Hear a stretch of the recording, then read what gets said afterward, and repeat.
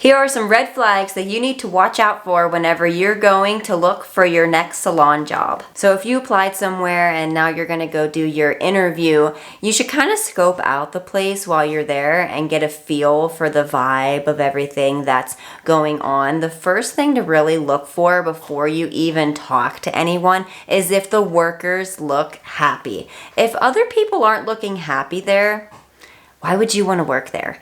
If I was to go to a place where the people weren't talking to each other, like your coworkers weren't talking to each other, and people just seemed really uptight, I think that's a major red flag because it shows that either there's tension between the employees or else there's some tension to where the boss makes the work environment to be some type of way. And if you can't smile and laugh at your job, why are you there? Like, yes, you should take your job very seriously, but at the same time, like, you can't be like,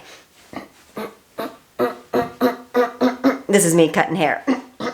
I know this is mostly a nail page, but if you go to work in a salon, you could be at a place where they're also cutting hair too. And I know that's not how you really cut hair, okay? It's just like, I'm angry.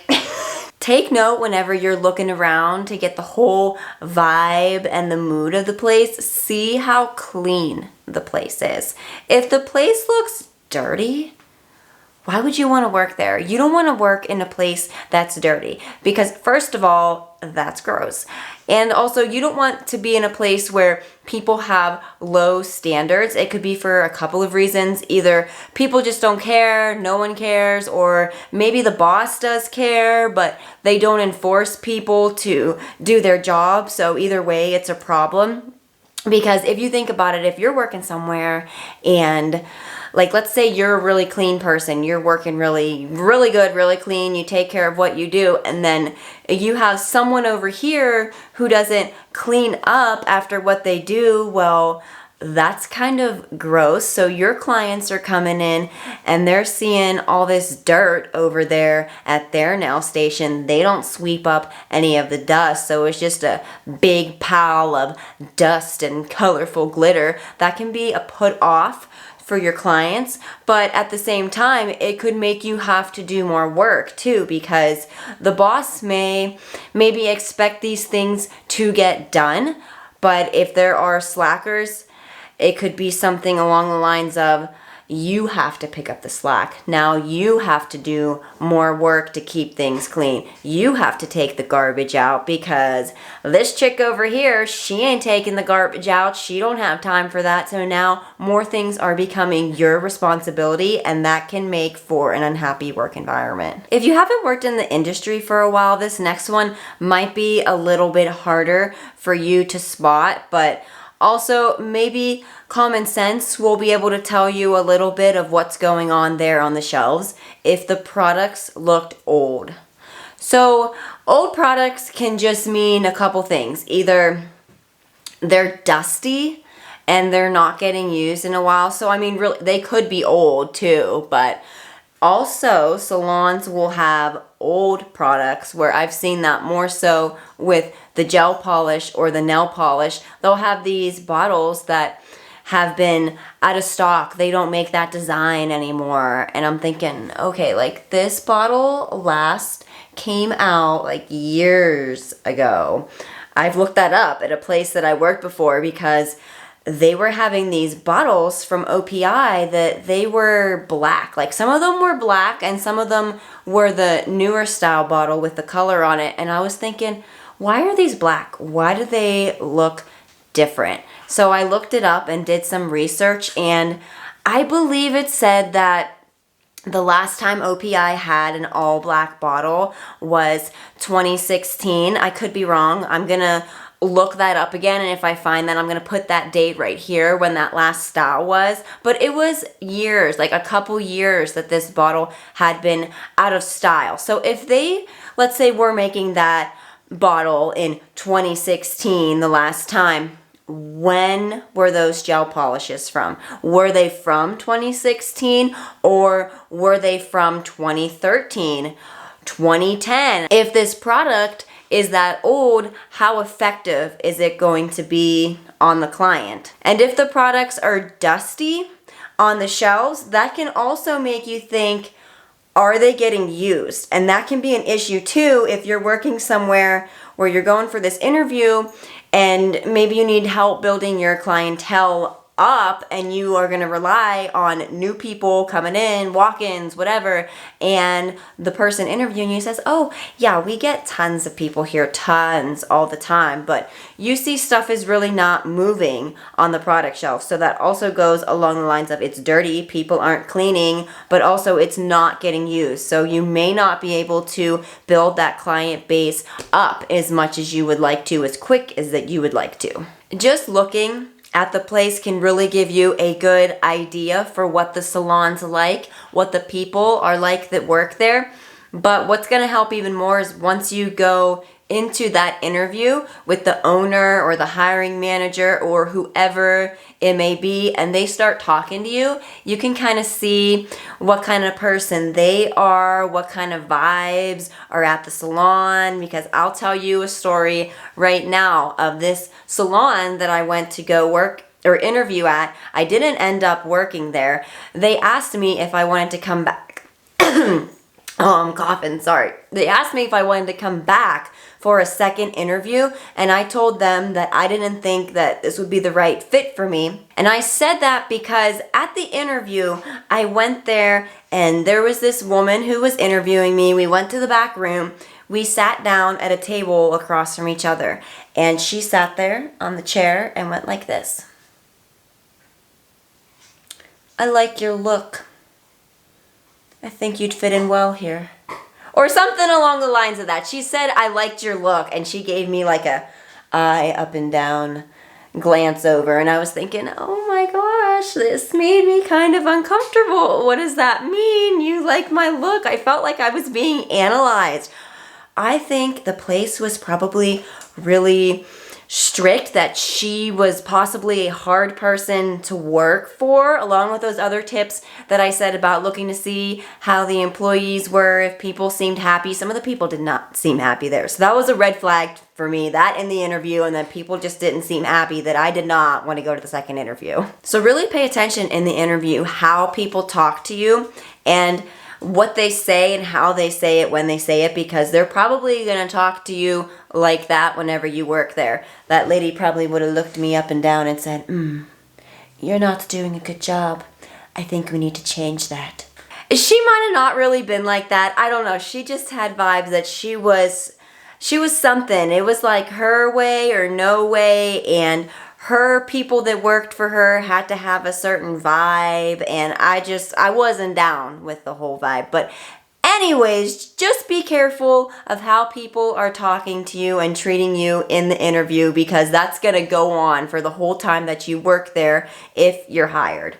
And you want to pay attention to the questions that they're asking you, because did you know that there's some interview questions that are not even allowed to be asked? I didn't know that whenever I was younger and I was going out looking for a job. Like, you can't ask you your age. They can't ask you if you're pregnant or if you're planning on having any children, which, side story once again, I didn't know this. So I went to an interview one time where the woman asked me if I had any children, and I didn't think much of it. I was just like, no, I don't have any children. And the interview was more like conversational, so it was almost like, I didn't feel like it was an interview. You know what I mean? Like, we were just sitting there having a conversation. She's just like, oh, you have any kids? And I just responded. I was like, no, I don't have any kids. And I shouldn't have said that. I really shouldn't have. And let me tell you what happened to me. So because I didn't have any kids, I ended up having to work every Saturday, because, you know, people who have kids, they want to be with their kids on Saturday. So, of course, I didn't have any, so I had to work all the Saturday shifts. And I had to work pretty much every day until close because I didn't have any kids. Oh my gosh, I was so irritated about that. And I said something at one point about my schedule or wanting to change it, because seriously, like, I was working till 9 o'clock. 1 to 9 was my schedule. And she said to me, well, their lives are different than yours. They have kids. You don't understand. Well, I still wanted to have a life, you know what I mean? Like, I didn't want to work till 9 every day. Like, that's not fun, and I didn't get any Saturdays off. So, word of a lesson here, do not answer those questions. You can politely refuse them, just don't do anything that makes you uncomfortable. And if someone is trying to ask you those questions, that's also a red flag to how you might be treated once you're working there. Someone's asking you if you have kids or how old you are or whether you go to church or not, because mentally in their head, they're already deciding what shifts they want to give you or possibly other ways that they would like to treat you. And this is so, so important to any salon job. Absolutely do not take a job where they're not offering you an hourly wage. I cannot stress this enough. Do not take a job that you are not being offered an hourly wage. And that may just be like, what do you mean? There's some places that don't want to pay hourly, or well, they pay commission. Okay, well, let me explain why you don't want to do that, because this is how some salons operate. I've seen it firsthand, and it blows my mind, because not only can you not make someone work for you, and you can't not pay them. Like, if someone's there at the job, you have to pay them. If you're forcing them to be there, you have to pay them something, and it has to be at least minimum wage. But these salons, they get away with it somehow, and it really irks me, because it's just not right. How can you treat people that way? It's just not right. So, yes, salons will pay you commission. However, if you're just starting out, especially if you're just starting out from school, you maybe don't have a clientele. So if you don't have a clientele, you're not going to be making any money if they're not offering you an hourly wage. Let's say your boss is telling you, okay, well, I want you to work today 11 to 7, but you're not getting paid that hourly wage, and you have to stay your shift, and maybe you have one client on your schedule, and let's just say that client was for a pedicure, and that type of pedicure was $60, and you made 50% commission. So math here, you worked from 11 to 7, and you only made 50% of $60, so you made $30, maybe plus a tip, but still, maybe $40. Is $40 worth working from 11 to 7 all day? I don't think so. Okay, so if I take $7.25 and times that by 8, I am getting $58. Okay, $58. That is more than the $40 that you would be making from that one client, where if you could possibly even just come in and work 4 hours and do that client and then go home, it still wouldn't be a great day financially, but it would be better than having to sit there for 8 hours and not really getting paid for all that other stuff you're doing, because a lot of the time you're there at the salon and they want you to do other stuff. Okay, so you're not doing anything. Can you clean the shelves? Can you sweep the floors? Can you do this? Can you do that? Okay, well, they should pay you. Don't work anywhere that they're not going to pay you that hourly rate, because you are worth your time. It's not worth it to go somewhere where they're only paying you commission, because you could have a really terrible week where your clients are sick, they're canceling, no show, whatever, and then you're making $0. That's not fair. That's not right, especially if you're having to go in. Now, if your boss says you don't have to come in if you have all those cancellations or whatever, if you're working off a commission, that's one thing, which still wouldn't be great if you weren't getting that hourly, but at least that's one thing.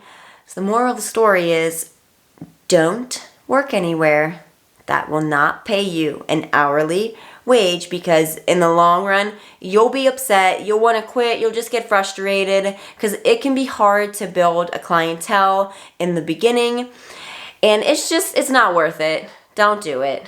Don't work for nothing.